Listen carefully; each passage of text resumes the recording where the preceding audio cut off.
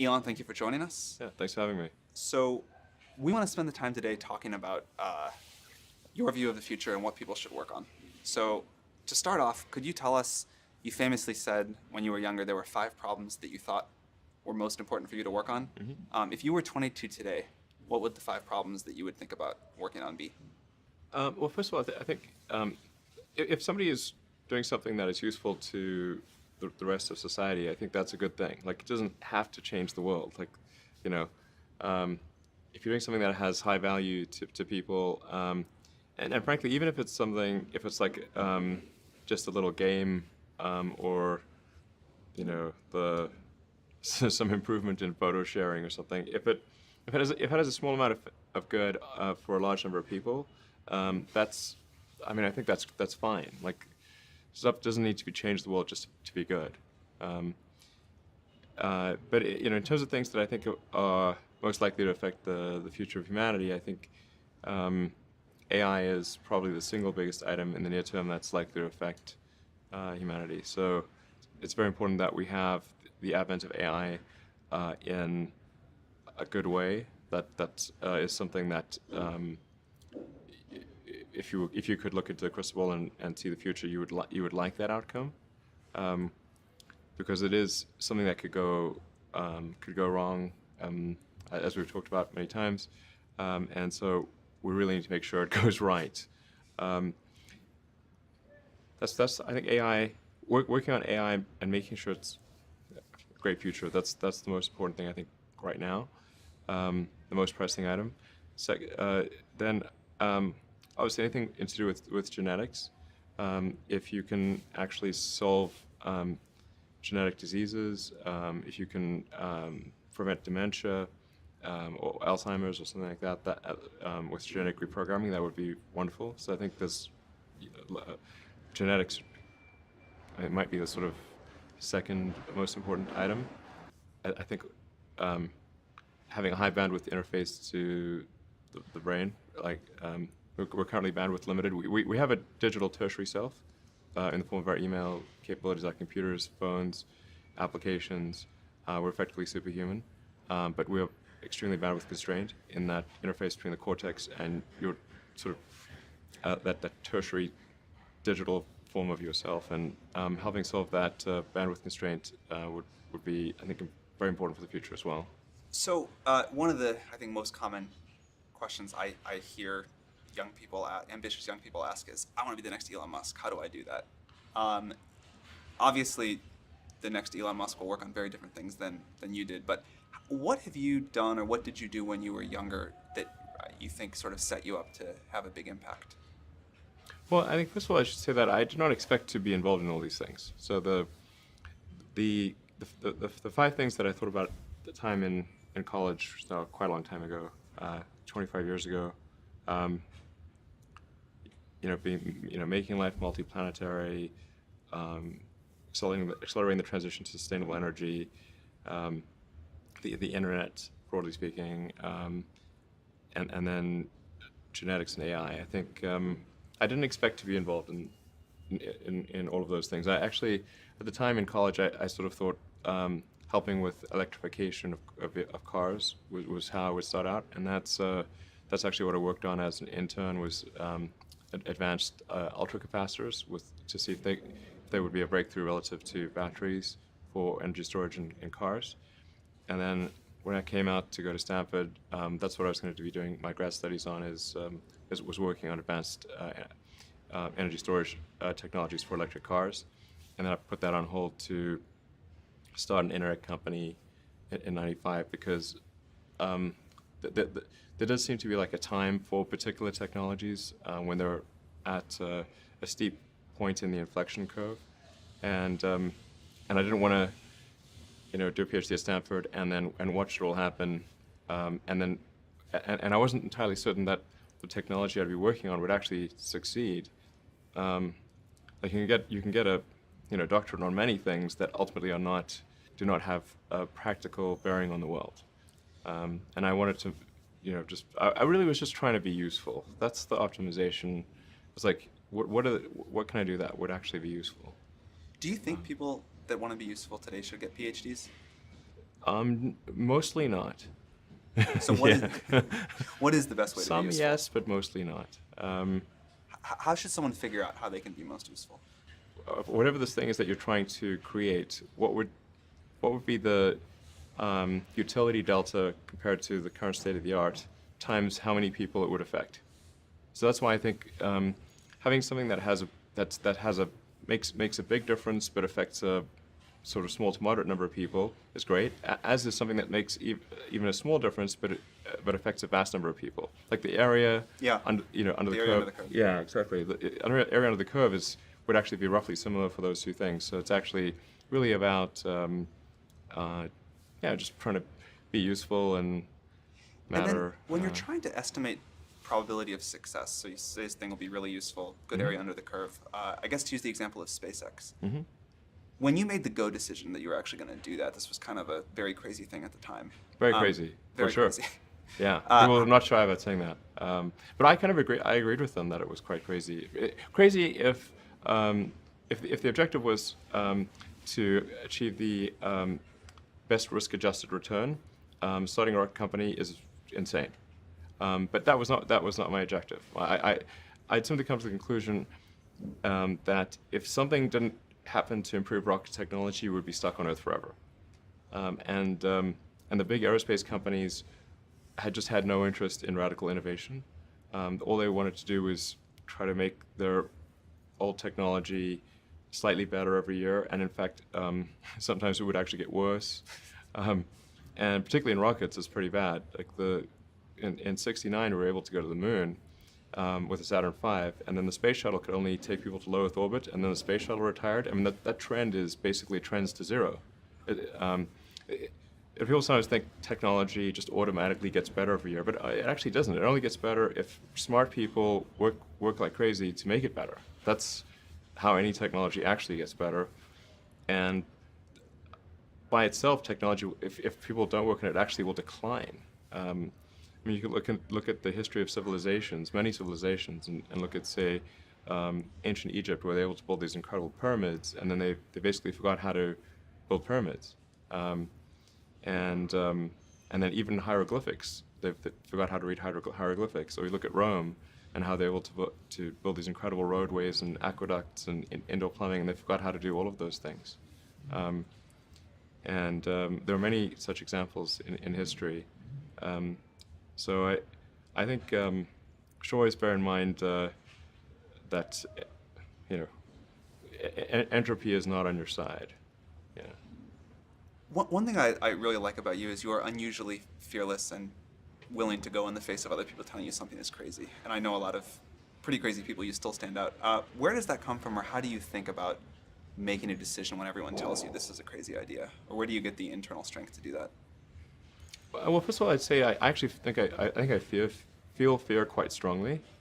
So it's not as though I just have the absence of fear. I feel it quite strongly. But there are just times when something is important enough, you believe in it enough, that you do it in spite of the fear. So speaking of important things, like people shouldn't think people shouldn't think, well, I feel fear about this and therefore I shouldn't do it.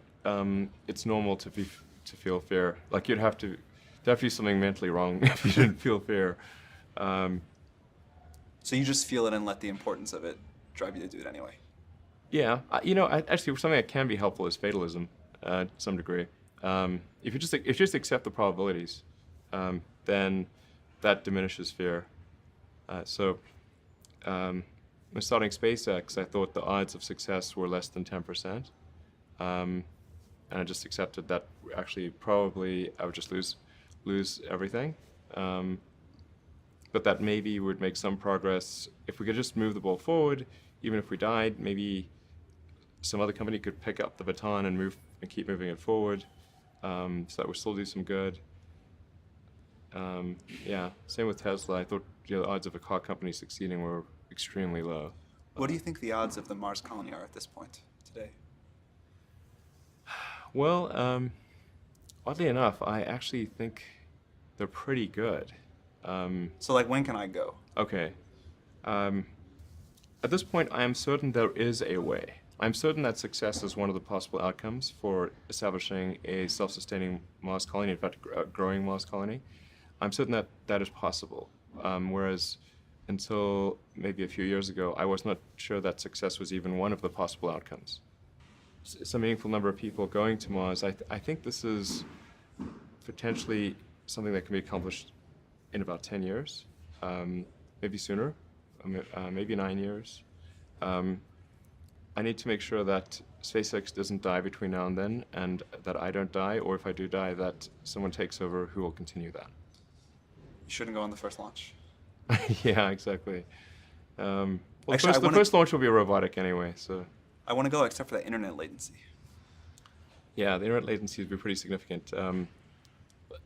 Mars is roughly 12 light minutes from the sun, and Earth is 8 light minutes, so at closest approach, Mars is 4 light minutes away. At furthest approach, is 20. A little more because you can't sort of talk directly through the sun. Speaking of really important problems, AI. So you have been outspoken about AI. Could you talk about what you think the positive future for AI looks like and how we get there? Okay, I mean, I do want to emphasize that this is not really something that I advocate, or this is not prescriptive. This is simply hopefully predictive. Because people sometimes say, oh, well, like this is something that I want to occur, instead of this is something I think that probably is the best of the available alternatives. The best of the available alternatives that I can come up with, and maybe somebody else can come up with a better approach or better outcome, is that we achieve democratization of AI technology, meaning that no one company or small set of individuals has control over advanced AI technology. I think that's very dangerous. It could also get stolen by somebody bad, like some evil dictator of a country could send their intelligence agency to go steal it and gain control. It just becomes a very unstable situation, I think, if you've got any incredibly powerful AI. You just don't know who's going to control that. So it's not as though I think that the risk is that the AI would develop a will of its own right off the bat. I think it's more that's the concern is that someone may use it in a way that is bad, and even if they weren't going to use it in a way that's bad, that somebody could take it from them and use it in a way that's bad. That I think is quite a big danger. So I think we must have democratization of AI technology and make it widely available.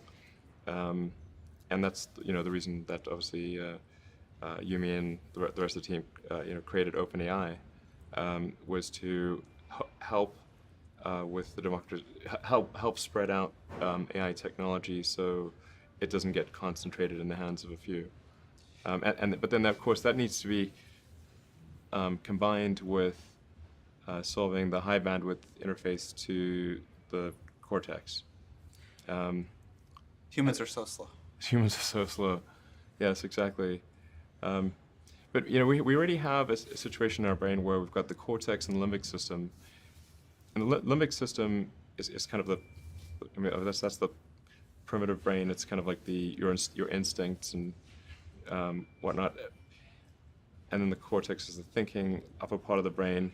Those two seem to work together quite well.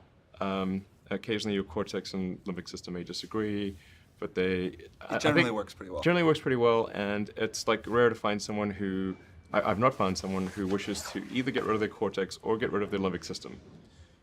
Very true. Yeah, that's unusual. So I think if we can effectively merge with AI by improving that the neural link between your cortex and your digital extension of yourself, which already, like I said, already exists, just has a bandwidth issue, and then effectively you become an AI human symbiote, and if that then is widespread with anyone who wants it can have it, then we solve the control problem as well. We don't have to worry about some sort of evil dictator AI, because kind of we are the AI collectively. That seems like the best outcome I can think of.